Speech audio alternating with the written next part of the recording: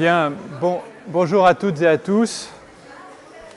Comme vous l'avez vu, il y a eu un petit remaniement dans le programme de ce module complémentaire. Et ça tombe assez bien parce que ça va me permettre, à la suite du cours un peu plus général sur la réponse immune et sur la relation hôte-micro-organisme qu'on a fait il y a 15 jours, ça va me permettre de développer dans le cadre de ce module un peu plus spécialisé sur l'immunodépression un aspect que j'avais complètement éludé, qui est celui de la réponse immune innée aux bactéries pathogènes.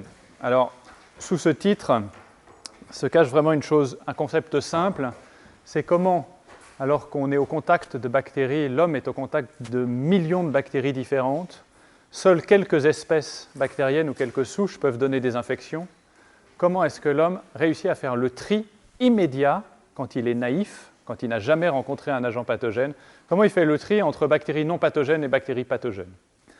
Et ça, vous allez voir que ce n'est pas du tout un hasard. Si on ne disposait pas d'un dispositif qui permette de réguler la quantité de bactéries à la surface de nos téguments, par exemple, eh bien, on serait très vite envahi et détruit par ces bactéries, comme n'importe quelle substance organique dans la nature.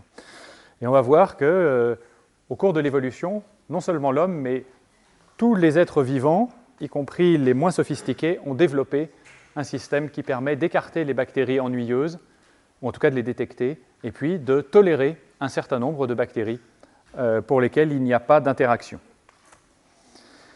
Alors, c'est un cours un petit peu technique. Je vous soulignerai au fur et à mesure les choses qui sont importantes. Vous allez voir qu'il y a un certain nombre de termes utilisés ici constituent un jargon qui est un jargon technique. Je ne vous demande pas d'apprendre ça par cœur, vous avez ça sur vos polis. Est-ce que vous avez tous les polis? Non, c'est dommage, ils étaient depuis hier sur le site. Donc vous pouvez vous les procurer la veille. Je m'arrange pour qu'ils soient toujours disponibles au moins la veille. Ne vous focalisez pas, ceux qui n'ont pas le poli, ne vous focalisez pas sur les acronymes, la terminologie un peu compliquée. Essayez d'appréhender le message général, c'est comment reconnaître le pathogène du non pathogène. Alors ce mécanisme de réponse immune innée, on est bien d'accord, principe de base, il ne s'agit pas de l'immunité acquise. Je ne vous reparle pas de ce qui se passe quand on est déjà rentré en contact avec une bactérie. C'est l'immunité immédiate, la première fois qu'on rencontre un micro-organisme. Et ce mécanisme, il est commun aux animaux et aux plantes, et il a été notamment très étudié chez un insecte que vous connaissez sans doute qui s'appelle la drosophile, la mouche à vinaigre. Et la drosophile est un excellent modèle, bien que ce soit un insecte et qu'il soit très loin des vertébrés, qui montre qu'il existe tout un dispositif moléculaire pour reconnaître les bactéries pathogènes des autres. Donc l'origine du système est très très ancienne, on l'a trouvée dans les plantes, on l'a trouvée chez à peu près tous les êtres vivants pluricellulaires, et sa transmission s'est faite au cours de l'évolution par les gamètes, c'est donc une transmission héréditaire, tout le monde en est équipé dès la naissance. Le rôle, c'est prévenir l'envahissement de l'hôte par les micro-organismes, éviter d'être immédiatement digéré par les milliards de bactéries qui nous entourent.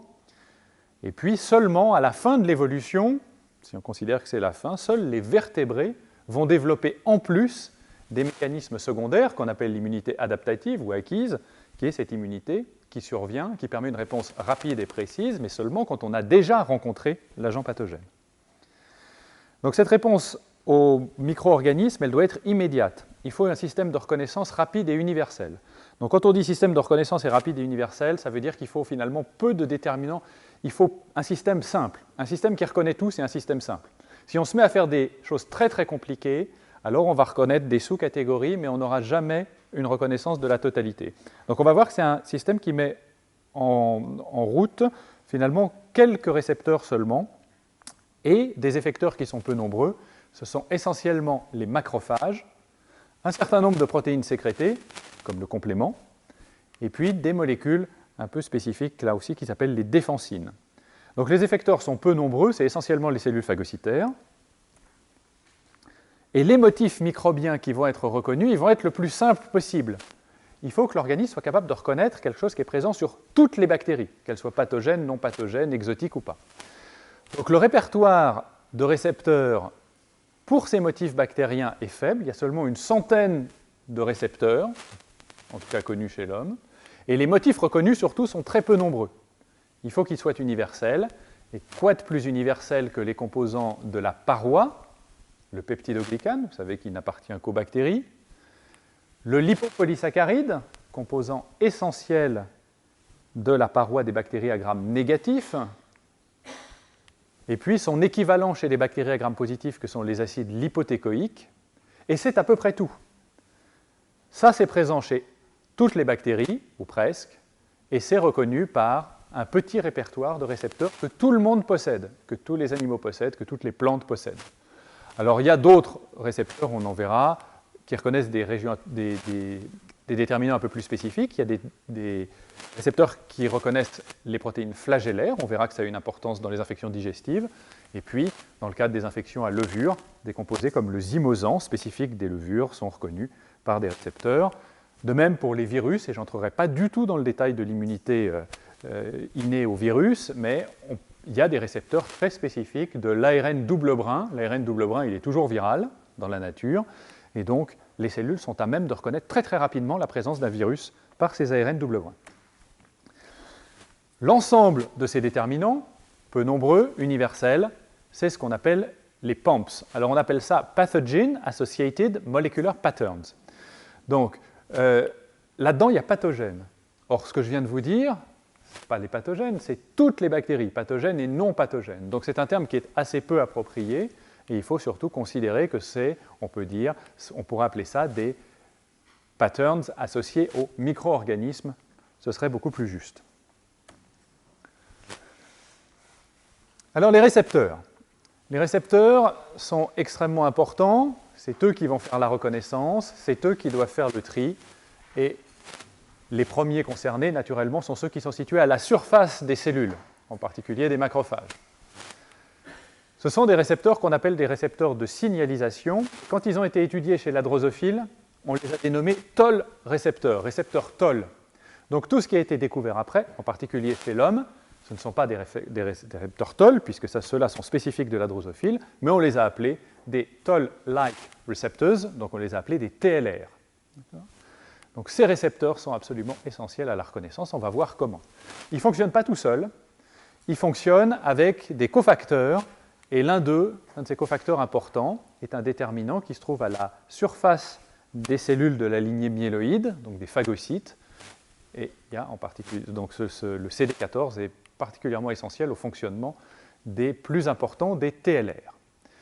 Ça, c'est des récepteurs de surface. Mais il faut aussi imaginer, vous allez le voir pendant nos enseignements, mais vous le savez probablement déjà, il y a un certain nombre de bactéries qui rentrent à l'intérieur des cellules.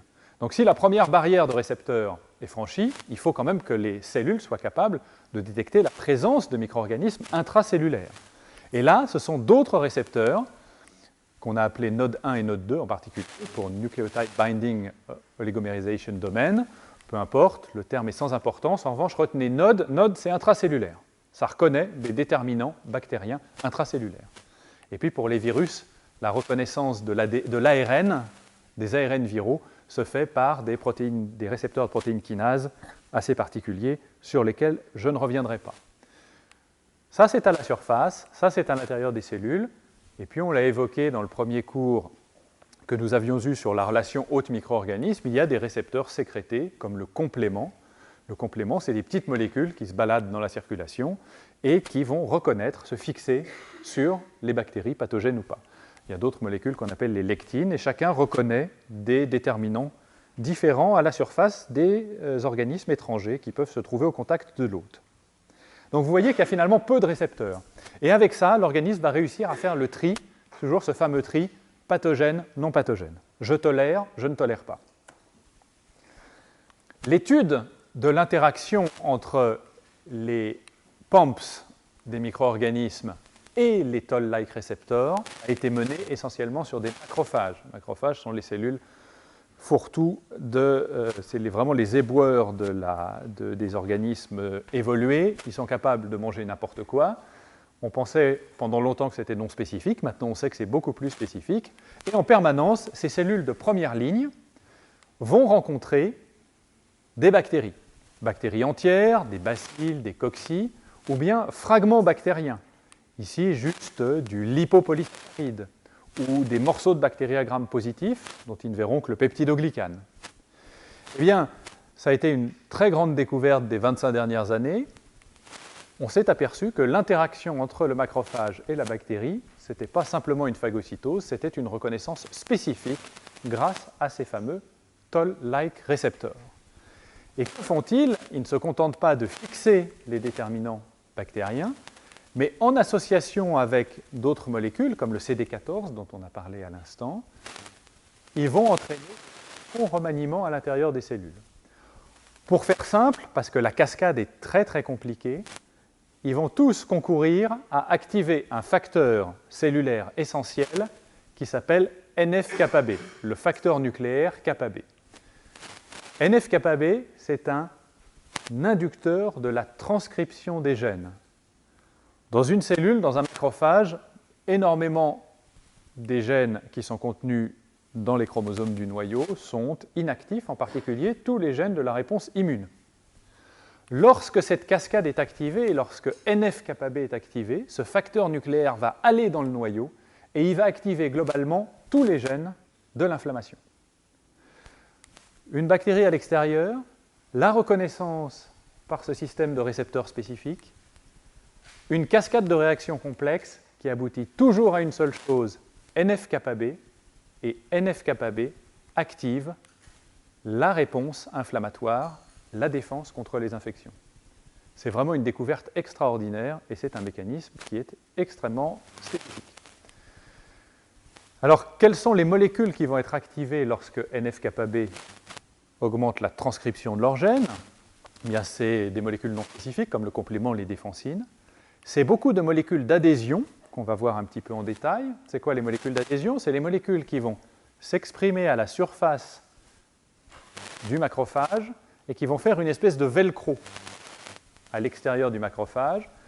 La partie correspondante du velcro se trouvant, par exemple chez l'homme, sur les cellules vasculaires de l'endothélium. Là où les macrophages ou les monocytes passaient à toute vitesse, parce qu'ils glissent bien à l'intérieur des vaisseaux, eh bien, s'il y a présence de micro-organismes, eh bien, les macrophages ou les monocytes vont se mettre à exprimer ces molécules d'adhésion, ce velcro, qui va d'un seul coup les ralentir et finalement les fixer à l'endroit où on a besoin d'eux dans les vaisseaux sanguins.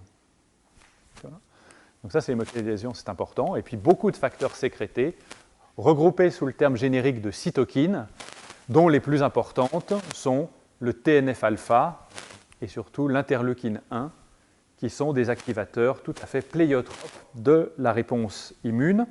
Mais alors, c'est la réponse immune tout venant. La fièvre, par exemple, essentiellement produite lorsque de l'interleukine 1 est sécrétée par les macrophages. Les activations des cellules phagocytaires non différenciées vont être faites également en grande partie par l'interleukine 1. C'est une molécule qui a une activité procoagulante. S'il y a besoin de faire un petit caillot à un endroit, eh bien, la sécrétion par le macrophage va induire la formation de ce caillot pour stabiliser une lésion, par exemple. Donc ce sont des molécules à activité pléiotrope, elles sont très très nombreuses. En temps normal, elles ont un effet bénéfique. On détecte les bactéries, le macrophage réagit, il y a transcription de ces facteurs et l'éventuelle infection bactérienne est contrôlée. Ça, c'est quand ça se passe bien. Malheureusement, de temps en temps, la stimulation est forte et une réponse exagérée dans ce cas-là, en particulier en TNF-alpha, va entraîner ce qu'on appelle le choc septique, particulièrement redoutable lors des infections à bactéries à gram négatif. Dans ce cas-là, c'est le lipopolysaccharide, qu'on rencontre uniquement chez les grammes moins, qui va activer le système, entraîner malheureusement une surproduction de TNF-alpha et une activation catastrophique de toute une série de mécanismes physiologiques qui vont conduire en particulier à un collapsus cardiovasculaire. Donc ça a été remarquablement bien étudié chez les macrophages après avoir été étudié chez la drosophile. Mais c'est essentiellement la réponse aux pathogènes. Le macrophage, il réagit quand quelque chose menace l'organisme et il active toute une cascade d'immunité non spécifique. La question que je voulais qu'on se pose aujourd'hui dans ce cours, ce n'est pas seulement le rôle, la détection des pathogènes, c'est la détection également des bactéries non pathogènes et comment l'organisme, dans ce cas-là, se dit « je ne réagis pas ». Donc vous avez ici pour votre information simplement, on ne va pas le détailler, les différents facteurs qui sont activés par NF-κB. Gardez ça dans un coin, ne l'apprenez pas, mais gardez-le si d'aventure vous aviez à constituer, question d'internat par exemple, sur la réponse immune ou sur les cytokines. On aura l'occasion d'en reparler en bactériologie clinique.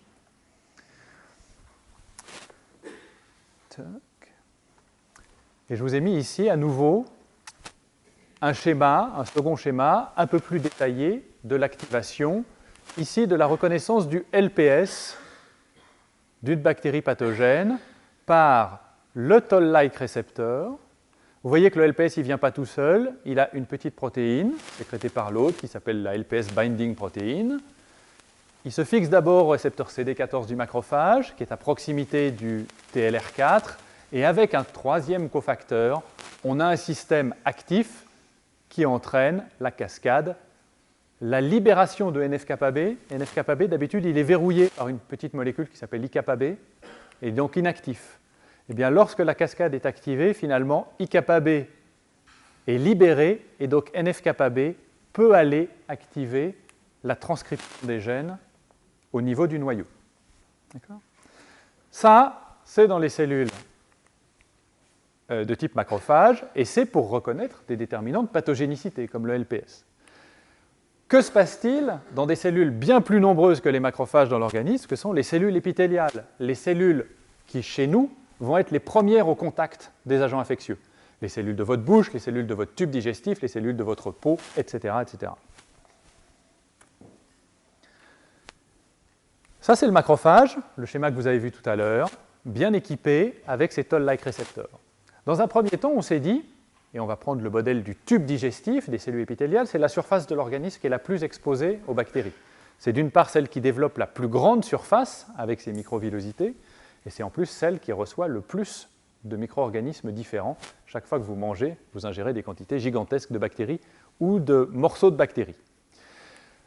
Donc la grande différence, c'est qu'a priori, à la surface des cellules de l'épithélium digestif, la lumière du tube digestif est là, et là, c'est l'intérieur du corps, eh bien, à la surface de ces cellules épithéliales, il n'y a pas de Toll-like récepteur. Donc on a pensé pendant un moment que les bactéries se baladaient librement dans le tube digestif, il y en a plein qui passent en permanence, et elles ne sont pas reconnues. Donc il y a ce qu'on appelle une anergie. Le système des cellules épithéliales est incapable de reconnaître une bactérie, qu'elle soit pathogène ou qu'elle ne soit pas pathogène. Alors on s'est quand même aperçu, au fur et à mesure de la découverte des facteurs, en particulier des facteurs nodes, qu'il y avait des nodes à l'intérieur des cellules épithéliales quand même. C'est pas étonnant, pour des cellules qui normalement ne devraient pas réagir, il y avait quand même des facteurs. Sous les cellules épithéliales, il y avait des récepteurs bactériens. C'est étonnant parce que les bactéries, elles sont là, dans la lumière digestive, ça, c'est un espace complètement stérile, et pourtant il y avait des récepteurs ici. Donc on s'est dit qu'il y avait sans doute dans les cellules épithéliales des mécanismes qui permettaient de détecter exclusivement les bactéries invasives, potentiellement pathogènes, et pas les autres. Et c'est ça qu'on va détailler maintenant. Donc la question, je la répète, mais pour que vous ayez bien l'idée du problème, c'est comment les cellules épithéliales, intestinales ici, tolèrent-elles les bactéries commensales, mais pas les pathogènes? Première question, y a-t-il des TLR, des Toll-like récepteurs à la surface des entérocytes? On s'est posé la question en regardant sur des cultures cellulaires. On a pris des cancers digestifs, on a mis ces cultures, vous savez, les cellules cancéreuses, elles se multiplient indéfiniment, et on peut, en laboratoire, en faire des monocouches et regarder comment elles se comportent. Elles se comportent un petit peu comme les cellules d'un tube digestif, mais on a ça dans un tube à essai ou dans le fond d'une cupule. Et alors, quand on regarde les cellules, donc les lignées épithéliales intestinales, donc des cellules cancéreuses, ce n'est pas des cellules normales, mais c'est des cellules qui sont dérivées de cellules épithéliales, eh bien, on voit qu'il y a quand même un peu de TLR. Et en particulier, il y a un peu de Toll-like récepteur 4. Mais elles sont toutes CD14-. Or, si vous vous souvenez du schéma qu'on a montré tout à l'heure, il faut, pour qu'un macrophage, ou une cellule macrophagique en tout cas, réagisse grâce à son TLR, il faut qu'il y ait du CD14 aussi. Or, aucune des lignées qu'on possède n'exprime le CD14. Donc bien qu'il y ait un TLR, on ne sait pas à quoi il sert, mais il ne peut en tout cas pas reconnaître les déterminants essentiels des bactéries. Alors, on s'est dit, il n'y a peut-être pas besoin, c'est peut-être un TLR particulier qui n'a pas besoin du CD14. Mais on s'est rendu compte qu'il n'y avait pas d'interaction et il n'y avait pas de réponse NF-kappa B de ces cellules. En revanche, si on apportait, en remettant dans le tube à essai ou dans la cuve de culture, si on ajoutait du CD14 soluble, alors on faisait une belle réponse TLR-CD14 avec production de NF-kappa B. Les lignées intestinales, un tout petit peu de TLR4, pas de CD14, mais s'il y a du CD14, alors ça peut marcher. Mais on était quand même très loin de la réalité avec ces cellules cancéreuses. Donc on a regardé des biopsies intestinales de sujets ou d'animaux sains. Et là, on s'est rendu compte qu'on ne détectait aucune des deux principales TLR, ni le TLR4, ni le TLR2. Ils sont indétectables. En revanche, en prenant des patients qui ont une muqueuse intestinale qui est sévèrement modifiée, je ne sais pas si vous connaissez tous la maladie de Crohn, c'est un très grand syndrome inflammatoire digestif, dont on subodore depuis vraiment très longtemps que c'est une maladie peut-être infectieuse, mais dont on n'est absolument pas sûr, on s'est aperçu que dans les biopsies intestinales de maladie de Crohn, les cellules épithéliales étaient couvertes de TLR4. Alors certains ont sauté le pas et ont dit, mais c'est ça la maladie. La maladie de Crohn, c'est une muqueuse intestinale qui est stimulée par des bactéries au point de faire des TLR4. Ou alors c'est des gens qui ont une anomalie génétique, ils font des TLR4, ils reconnaissent toutes les bactéries qui passent comme si elles étaient pathogènes. Donc tout ce qui passe dans leur tube digestif entraîne de l'inflammation. Bon, on sait probablement que ce n'est pas tout à fait vrai, mais une chose est sûre, c'est que des cellules physiologiquement normales autrement, dans la maladie de Crohn, produisent ces récepteurs bactériens, donc sont stimulés en permanence dès qu'il y a une bactérie qui passe. Vous imaginez combien c'est ennuyeux, puisqu'on a des bactéries dans toute notre alimentation. Et puis on a pris aussi des patients qui avaient fait une colite, une infection digestive basse, grave, et on s'est aperçu qu'après avoir guéri de leur colite, après avoir rencontré les bactéries, les avoir éliminées, eh bien, ils exprimaient à la surface de leurs cellules épithéliales du Toll-like récepteur 4 et des CD14. Donc ça veut dire qu'en temps normal, sujet sain, les récepteurs ils sont indétectables. Ça explique un peu l'anergie. Les bactéries peuvent se balader, les cellules épithéliales ne réagissent pas. En revanche, il y a des circonstances de la vie, maladie de Crohn ou colite, dans lesquelles l'organisme s'adapte et exprime les récepteurs qu'il faut pour faire la reconnaissance entre les bactéries. On peut dire donc que la production de TLR4, elle est normalement réprimée dans les entérocytes. C'est ce qui explique la tolérance vis-à-vis des composants bactériens, et notamment du lipopolysaccharide des bactéries digestives, comme Escherichia coli, dont on a des centaines de millions, voire de milliards dans le tube digestif. Et puis, on s'est dit, dans certaines circonstances, les Toll-like récepteurs sont sécrétés. Alors, il y a des gens qui se sont dit, est-ce qu'on peut activer quand même ces TLR sans les CD14 ? Et là, il y a une découverte qui date d'il y a maintenant une dizaine d'années qui montre que certains facteurs de virulence présents sur certaines souches bactériennes, pas chez toutes les bactéries, seulement chez des bactéries pathogènes, vont jouer le rôle de CD14 et vont faire fonctionner le TLR. Donc, il y a peut-être certaines bactéries qui sont équipées pour réagir avec un minimum de TLR4 qui peuvent être présents en faisant un complexe qui active NF-kappa B. Donc, chez certaines bactéries, il y a des facteurs de virulence capables de présenter le LPS au Toll-like récepteur et d'entraîner une réponse NF-kappa B, donc une inflammation. C'est le cas pour certains colibacilles. Alors, on va voir tout ça au travers de schémas. Ça va être plus facile. Est-ce qu'on va revenir là? Non. On va reprendre notre schéma ici. Donc, en temps normal, pas de récepteur exprimé, les bactéries non pathogènes passent. Lorsqu'une bactérie pathogène est présente en quantité importante, mais qu'elle reste extracellulaire ici, le peu de récepteurs TLR4 qui sont là va réagir avec elle parce que la bactérie apporte un cofacteur qui lui permet d'activer NF-kappa B. D'accord ?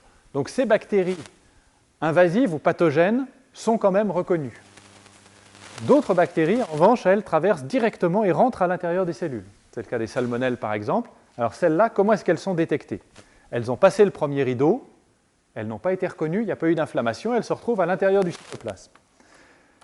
Là, c'est le système de reconnaissance intracellulaire dont on a parlé tout à l'heure, qui s'appelle NOD. À quoi sert-il? Il détecte les bactéries qui pénètrent dans les cellules. Un exemple important, c'est les Shigella, et notamment Shigella flexneri, qui est l'agent d'une pathologie qu'on aura l'occasion de voir, qui est la dysenterie bacillaire. Et Shigella flexneri pénètre dans le cytoplasme, alors soit par une infection naturelle, soit parce qu'on l'a micro-injecté dans les cellules, et là, on a une superbe activation de NF-κB. La flèche est dans l'autre sens ici. Alors, qu'est-ce que sont ces récepteurs NOD? Je ne les détaille pas. Simplement, une chose étonnante, bien que Shigella ce soit un gramme négatif, ce n'est pas le LPS qui est reconnu par NOD. Ne retenez qu'une chose, c'est que les récepteurs NOD ne reconnaissent que les dominants du peptidoglycane, de la paroi, l'enveloppe rigide qui est autour des bactéries. D'accord? Donc, NOD 1 reconnaît un morceau du peptidoglycane, NOD 2 un autre morceau. Tout ça n'est pas important du tout à retenir. Et ça figure sur ce schéma. Une bactérie à gramme négatif, je pense que Olivier Lebenon vous en a parlé, c'est la membrane interne de la bactérie, le petit peptidoglycane tout mince, et la membrane externe, avec le lipopolysaccharide. Une bactérie à gramme positif, c'est pas de membrane externe, vous voyez, elle a disparu ici, mais un peptidoglycane très épais. Donc il faut que ces deux types de bactéries puissent être reconnus. Eh bien, ce qui va être reconnu, c'est toujours des morceaux du peptidoglycane ici. Que ce soit le peptidoglycane épais des grammes plus, reconnu par NOD 2, ou le peptidoglycane tout fin des grammes moins, reconnu par NOD 1 ou éventuellement par NOD 2. Là encore, les détails sont vraiment superflus. N'apprenez pas ça, mais c'est pour vous montrer comment ça marche. Bon, on s'est aperçu également que quand on utilisait, que NOD 2 avait un effet qui neutralisait le pouvoir pathogène de certaines bactéries qui rentrent dans le cytoplasme, comme les salmonelles. Des gens qui sont, ou des lignées cellulaires qui sont dépourvues de NOD 2 vont favoriser l'infection à salmonelle, alors que les cellules équipées de NOD 2 arrêtent l'infection à salmonelle. Alors, ça, c'est les cellules, c'est les bactéries qui rentrent à l'intérieur des cellules. Il y a un troisième mécanisme pathogène. On a vu les bactéries qui étaient à l'extérieur, qui arrivaient juste à la surface des cellules épithéliales. On a vu les bactéries qui rentraient dans le cytoplasme. Eh bien, il y a une troisième façon pour les bactéries d'être invasives, et ça, rassurez-vous, on aura l'occasion de le voir au travers d'exemples tout au long des cours de cette année. Eh bien, il y a des bactéries qui sont capables de rompre les jonctions serrées entre les cellules et de longer les cellules sans rentrer à l'intérieur pour venir à l'intérieur de l'organisme par le pôle apical et ensuite passer dans la circulation, qu'elle soit lymphatique ou sanguine. Donc il faut là aussi que l'organisme, y compris l'organisme naïf, soit capable de détecter ces bactéries qui franchissent les jonctions intercellulaires. Elles ont échappé au toll-like récepteur de la surface, elles ne rencontreront jamais les nodes à l'intérieur. Il faut un système de reconnaissance. Ce système de reconnaissance est très vraisemblablement la molécule qui s'appelle TLR5, le toll-like récepteur 5, dont on s'est aperçu que la localisation était exclusivement basolatérale. Ce récepteur qui est ici, qui est un récepteur à la flagelline, une protéine bactérienne, il n'est situé qu'ici et ici. Il ne servirait à rien à l'extérieur. Il y a des centaines de millions de bactéries flagellées qui passent dans le tube digestif. Si on met un récepteur au flagelle ici, toutes les bactéries vont être reconnues. Et ça ne va pas aller. Activation de NF-κB, inflammation, etc. Donc, les récepteurs qui servent à reconnaître les bactéries qui passent par les jonctions sont situés ici et ici. Et ce récepteur, donc, on sait maintenant qu'il reconnaît un morceau du flagelle, du petit fouet qui propulse les bactéries, des entérobactéries mobiles, et donc un certain nombre d'espèces bactériennes mobiles, Escherichia coli, les variants pathogènes qui arrivent à traverser, les salmonelles, vont être reconnus par ce système-là. Et là encore, l'activation de TLR5 va conduire à une activation des NF-κB, va conduire à une transcription des gènes de l'inflammation et à une réponse inflammatoire. Vous voyez que tout ça, ça existe aussi bien chez les plantes que chez les animaux. C'est acquis dès la naissance et ça ne nécessite aucun apprentissage. Alors il y a un dernier mode d'action de bactéries pathogènes. On a vu celles qui se collaient ici et essayaient de rentrer. On a vu celles qui rentraient. Et on a vu celles qui passaient par les côtés. Maintenant, il existe une dernière catégorie de pathogènes digestifs, dont le plus célèbre, c'est Helicobacter pylori. Je pense que ça vous dit quelque chose. C'est une bactérie qui cause, entre autres, des cancers, qui cause surtout des ulcères duodénaux et gastriques. Et c'est une bactérie qui, elle, est strictement extracellulaire. Et elle reste toujours à distance des cellules digestives. Et pourtant, elle est extrêmement efficace pour faire une inflammation majeure, puisque si certains d'entre vous ont déjà eu un ulcère à l'estomac ou connaissent quelqu'un qui en a eu un, vous savez que c'est une maladie qui est extrêmement douloureuse et extrêmement inflammatoire. Alors comment des bactéries qui restent à l'écart des cellules vont-elles être reconnues par l'immunité innée? Eh bien, Helicobacter pylori a une caractéristique sur laquelle on aura l'occasion de revenir dans 2 mois, qui est un système d'interaction avec la cellule hôte qui est très particulier, qui est un système de sécrétion. On a évoqué ça déjà dans le cours hôte micro-organismes. Je vous rappelle que ces systèmes de sécrétion, c'est des systèmes flagellaires qui ont été modifiés. La bactérie, elle avait un flagelle, c'est ce gros appareil. Elle a modifié l'appareil flagellaire, semble-t-il, au cours de l'évolution. Elle l'a transformé en une grande seringue, avec une aiguille ici. C'est un tuyau, rigide. On dirait, là, jusque-là, elle ne peut pas faire grand-chose. Eh bien, les bactéries qui possèdent ces systèmes de sécrétion, non seulement encodent le système de seringue et d'aiguille, mais en plus sécrètent des facteurs qu'on va retrouver ici et qui vont se ficher dans la membrane cellulaire de l'hôte. Ça, c'est la cellule de l'hôte, ici, en bas. Ça, c'est le cytoplasme de la cellule de l'hôte, cellule gastrique, cellule duodénale, par exemple. Eh bien, Helicobacter pylori, non seulement fabrique la seringue, mais il fabrique le trou par lequel l'aiguille va passer. Ce pore ici s'assemble, et à ce moment-là, dernier élément du système de sécrétion, Helicobacter balance des composés toxiques à l'intérieur de la cellule hôte. Il ne la touche jamais. Enfin, il ne la touche que par l'extrémité de l'aiguille, mais c'est tout. Il n'y a pas d'interaction intime entre la bactérie et la cellule. Comment est-ce que le système inné va reconnaître ce type d'agression? Il n'y a pas de contact de la bactérie ou d'un composant bactérien avec les récepteurs de surface. La bactérie n'est pas à l'intérieur, donc ce n'est pas les récepteurs nodes qui peuvent voir ça. La bactérie ne passe pas par le pôle basolatéral des cellules pour traverser, pour envahir. Donc là, on est dans un 4e cas de figure, et on pense, parce qu'on n'est vraiment pas sûr, on pense que lorsque l'assemblage du système se fait, il y a un petit peu du peptidoglycane, la paroi qui est représentée en bleu ici, qui est perforée et qui va passer à l'intérieur de la cellule hôte.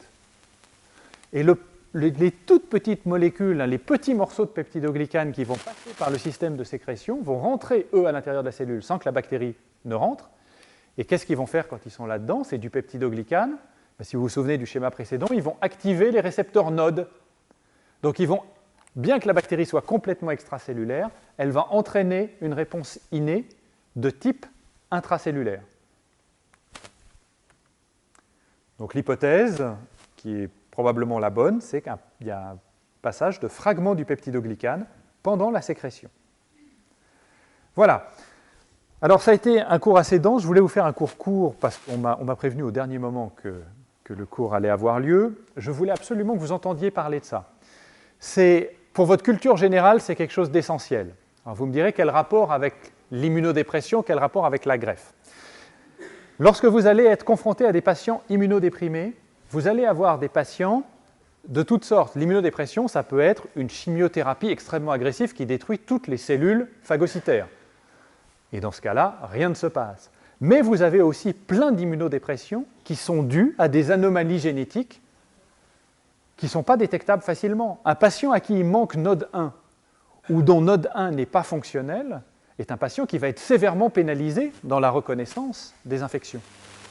Un patient qui a une maladie de Crohn, on ne sait pas comment ça se fait, mais c'est un patient qui surexprime des récepteurs qui normalement ne devraient pas être exprimés. C'est un patient qui a une réponse complètement paradoxale. Là où il ne devrait pas répondre à des bactéries qui passent sans faire de mal, il répond par une réponse inflammatoire, avec une intensité inflammatoire énorme.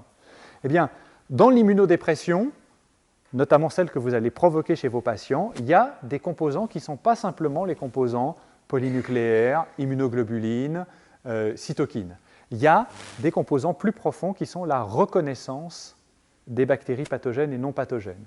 Et dans le cours sur la relation hôte-micro-organisme qu'on avait fait dans le cadre de l'enseignement général de DCEM1, je vous avais dit il y avait une diapositive centrale, c'était de bien se rendre compte, c'était celle qui expliquait simplement comment certaines personnes reconnaissent une bactérie comme pathogène et comment d'autres la considèrent comme une commensale. L'immunodéprimé, il considère beaucoup de choses comme pathogènes. Le sujet immunocompétent a une tolérance bien supérieure aux bactéries et ne reconnaît comme pathogènes que des bactéries très très pathogènes. Eh bien, l'explication essentielle, c'est cette immunité innée qui permet de faire le tri. N'importe quel facteur de cette immunité innée qui est altéré, c'est une modification de la reconnaissance et c'est des réactions inflammatoires anormales qui se produisent. D'accord ? Ou au contraire, des réactions qui ne se produisent pas. Donc je voulais que vous sachiez ça et que vous connaissiez ce système, qui est un système absolument universel. Tous les êtres vivants pluricellulaires ont a priori un système de type Toll-like receptor, même si ça s'appelle autrement. Il est extrêmement simple, vous avez vu qu'il y a peu de récepteurs, ça reconnaît à peu près toujours les mêmes structures, et c'est un système qui est quand même très efficace, justement par sa simplicité, puisqu'il reconnaît tout. Il a l'avantage de faire la différence chez le sujet qui fonctionne bien entre les flores commensales et les flores pathogènes. Et dans le cas où il y a la présentation d'un agent pathogène, alors il permet d'enclencher tout ce qui va vous concerner après dans l'étude de la réponse immune, c'est-à-dire cette réponse rapide, multifactorielle au début de l'infection, qui est le primum movens, c'est le pas initial qu'il faut franchir pour ensuite faire une immunité solide et avoir éventuellement des réponses plus spécifiques. Voilà, donc ça n'a pas duré très longtemps. Si vous avez des questions, je suis absolument ouvert. Vous n'hésitez pas à me poser d'autres questions. Ce que j'aimerais, c'est avoir un retour pour un cours de ce type-là. Bon, vous avez vu, ça c'est un cours que je fais habituellement en master 1 ou master 2. La version master 2 est un peu plus compliquée, mais néanmoins c'est un grand cours de culture générale. Je vous ferai de temps en temps des cours comme ça. Si vraiment ça vous ennuie, vous me le dites. Vous me dites c'est beaucoup trop compliqué, ça ne nous intéresse pas. Si en revanche c'est des choses que vous voulez, alors il y a plein de sujets comme ça qui n'ont pas un rapport direct avec la prise en charge du patient, mais qui vous permettent de tout comprendre après. Ok, j'ai fait la pub, c'est bon. Merci.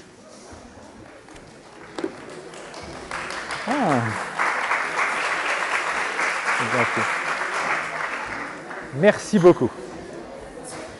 Les bactéries non pathogènes, elles n'ont pas de peptidoglycanes? Si, elles ont du peptidoglycane.